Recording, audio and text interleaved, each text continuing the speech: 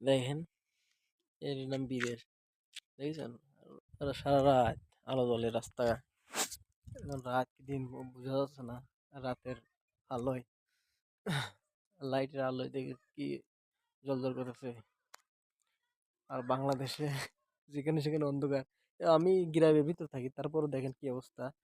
কিন্তু যদি শহরে পড়ে থাকতাম তাহলে বুঝতে পারতেন যে আসলে বিষয়টা কিরকম ছিল। তো যাই হোক, আমি শহর থেকে প্রায় 300-400 ফুট উপরে থাকি। ঠিক আছে, আমাদের নিচে আছে শহর।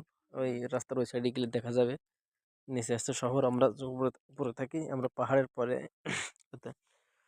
তো আমরা যে এখানে আছি, এখানে জ্যাবল বলে, অর্থাৎ জ্যাবল অর্থ এখানে এদের জ্যাবল অর্থ হচ্ছে এরা উপরে অর্থ গ্রামগঞ্জের ভিতরে, ঠিক আছে, যার জন্য জ্যাবল বলে।